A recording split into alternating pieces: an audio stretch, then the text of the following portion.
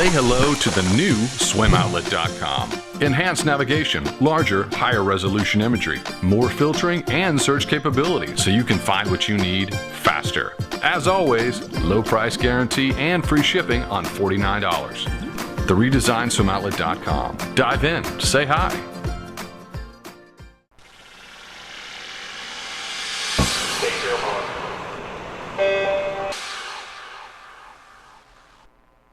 This is the Morning Swim Show for Friday, June 27th, 2014. I'm your host, Jeff Cummings. By now, you likely know of the amazing world record swum by Katie Ledecky last week in Texas. But those are just two of the reasons why our guest in the Finis Monitor today has reason to celebrate this month. Bruce Gemmell, the head coach at Nation's Capital, also helped guide his son Andrew to the 10K national title and a spot on the Pan Pacific Championship team. We've got a lot to talk about with Bruce today, so let's bring him in via Skype from Maryland. Hi, Bruce. It's good to see you. How are you today? Good morning, Jeff. Doing well, thank you. Well, congratulations on those world records with Katie, but before we talk about those, I want to know more about the events leading up to those swims. Before the team traveled to the Woodlands for the senior invite, you guys were in Colorado Springs for a training camp, correct? Correct. We were in the Springs for about 20 days. Pretty typical training camp, I guess. It was Katie's first time up there for an extended training camp and first time for most of the people in the group. And we had a good camp, learned a lot, got a lot done, and it's always good to get away for a little bit and just focus on the swimming world. Well, you said it was kind of the longest time that most of those guys have been up there in Colorado Springs. Was there any kind of, I don't know, any feelings of, okay, this is a little too long for us, we want to get home, or were they all settling in just fine? No, I don't think so. Dealing primarily with the high school age athletes, some of them came out at the beginning, others had to finish up their year in high school, so came out a little bit later.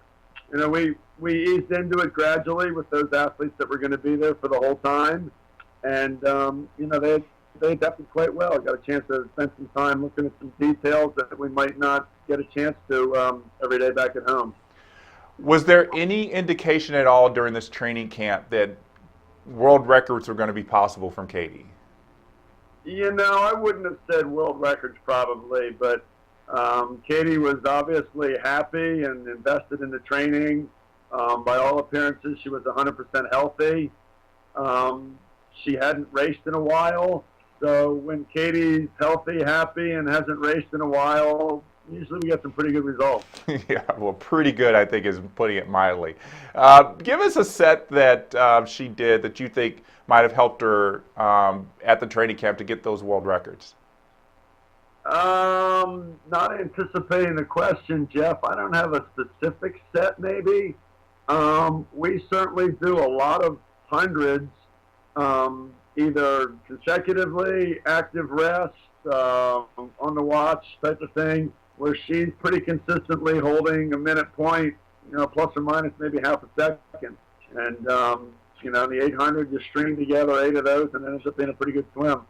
So it's pretty much trying to just replicate what she needs to do in a race. I guess I don't obviously for a distance swimmer, I don't know if you can call it ultra short race pace training, but just trying to get her to do the splits that she needs to do in her races. I've had that debate with myself and with some other coaches, and I don't know whether it's ultra short race pace training or not, but getting her to go hundreds at a minute point on a repetitive basis, day in and day out, is what we do pretty frequently. Now you said that you were able to focus on some details there at Colorado Springs you usually weren't able to do back in Maryland. Give us an idea of some of the things that specifically you were seeing, not just in Katie, but maybe some of your other swimmers. We had Russell Mark from USA Swimming come over for a couple practices and help us with a little bit of filming, so we can take a closer look at some of Katie's turns and breakouts specifically, along with the other athletes. And then the other opportunity we had, they've got a beautiful brand new strength and conditioning facility out there to make you jealous, everybody else jealous.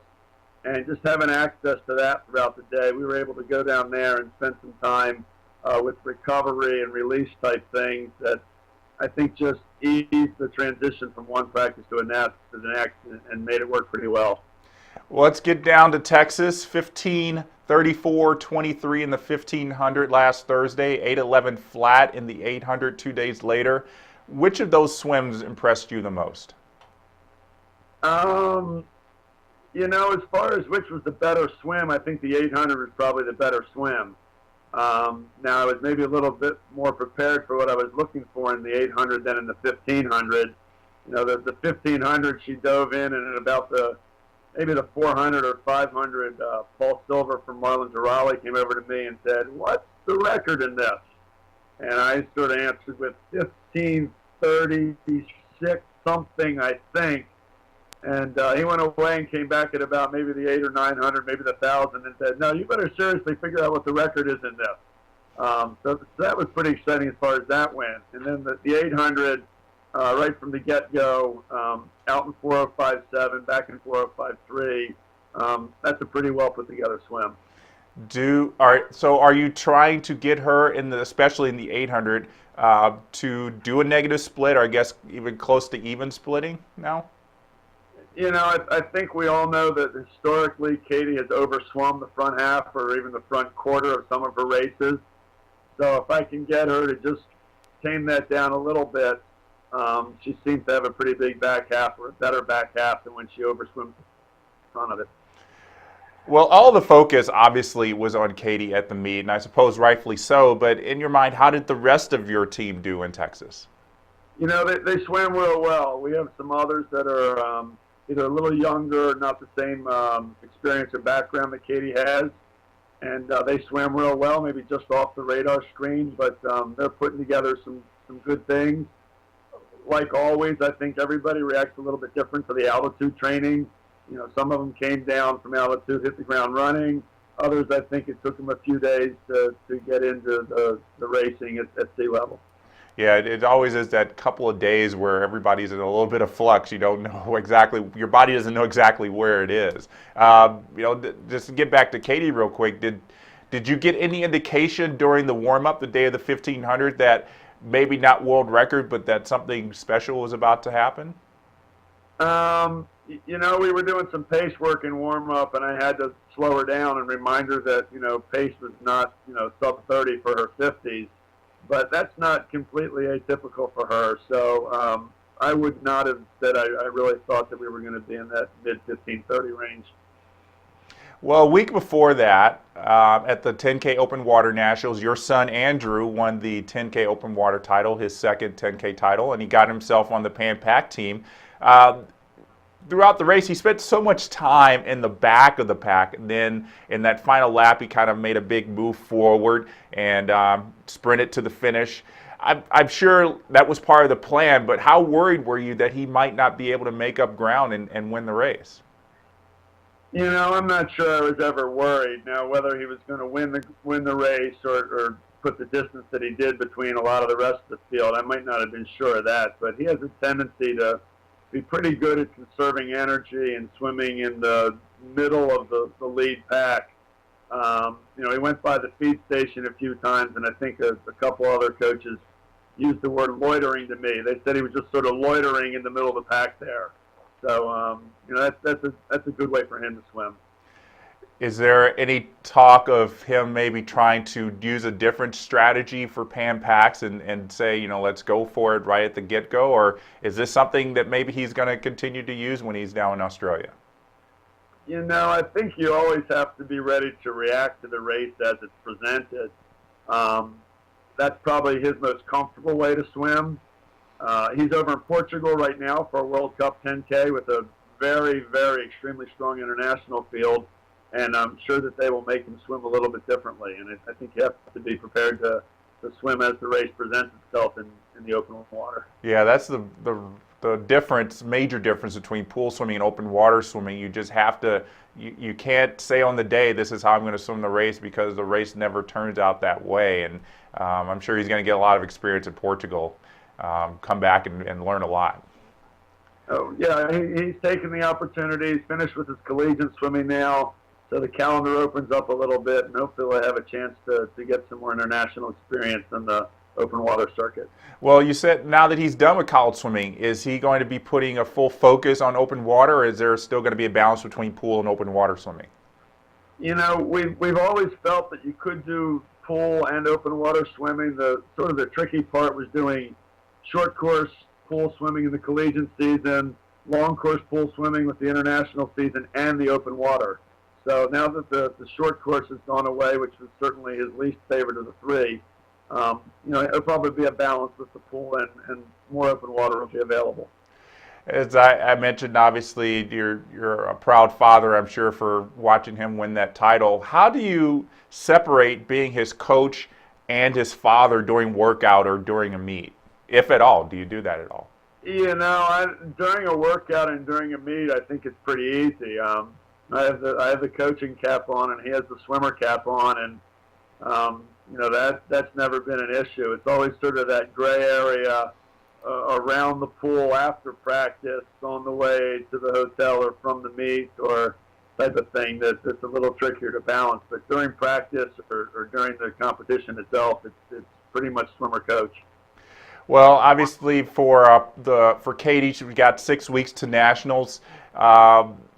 I'm sure a lot of people were thinking, obviously, she doesn't have to rest for this meet because she's so far ahead of the competition domestically. Is there a plan to put her on a good resting schedule for that and then taper her again for Pan Pacs?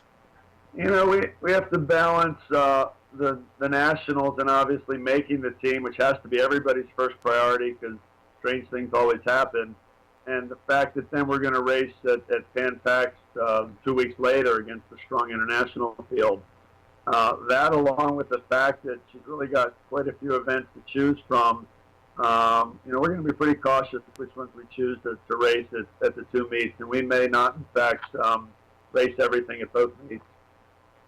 Well, another swimmer that we've been keeping our eye on since she moved to Nation's capital was Isabella Rangioni. I'm sure she is thriving under the time that she's had training with Katie. What do you see as her outlook for this summer? Isabella's great. She went out and swam the 10K at Nationals, placed 7th, made the junior Pan Pac team, so she's already has her ticket punched to Hawaii. I didn't know that she had never swum a 10K before Open Water Nationals until about 2 weeks beforehand, so we had to go on a pretty quick learning curve there. But, you know, she stuck her nose in there, got 7th just off the big boy national team, and, you know, punched her ticket for Hawaii, so she'll balance pool and open water there also. She's been great. That's really good to hear. And I'm sure there's a lot more planning you got to do before Nationals. We won't keep you much longer, but before we let you go, Coach, I'm going to submit you to the final 5. These are 5 questions we ask our guests on the Morning Swim Show. First question for you is, if you could change the order of strokes in the individual medley, how would you change it? From that standpoint, I'm probably a traditionalist and swim it the way it is unless we can eliminate a stroke. You know, we have to keep the 4 strokes, so keep it the way it is. I like that. Keep it the way it is. What's a career or job you would most like to try? Jeff, in a lot of ways, I'm working my dream job. I think a lot of people know that I was a corporate engineer for a number of years, and the chance to be a swim coach full time is really what I want to be doing right now. That's for sure. Okay. Well, I'm sure you got an answer for this. What's a career or job you would definitely not like to try? I don't mind the time I spent as an engineer. As far as a job I would not want to try, I don't know that I'd have the patience to teach little kids swimming lessons. As much as I'm around the pool, I don't think that's one that I would do very well at. Yeah, I can identify with that. What's a rule in the swimming rule book that you would like to change or add? Flip turns and flying breaststroke. All flip turns. Interesting. Okay. And the last question, I know coaches don't get much of a vacation, but where would you like to go for vacation? My wife has very carefully scheduled a trip for the family to go to Atlantis in the middle of September. So that's the vacation for this summer, and that's one we're going to keep. Well, I'm sure you're going to richly deserve it, not just for what you helped these guys do last weekend in Texas, but for what's about to come this summer. So enjoy it when you get there. We'll have a great time, Jeff. All right, Bruce, thanks so much for joining us today, and we'll see you in Irvine. Thank you very much. We'll look forward to it. And that's going to do it for this edition of the Morning Swim Show. Now, we've got hundreds of videos for you to watch on our YouTube channel, appropriately named Swimming World. So go there to check them out and subscribe to our channel while you're at it. I'm Jeff Cummings. Thanks for watching.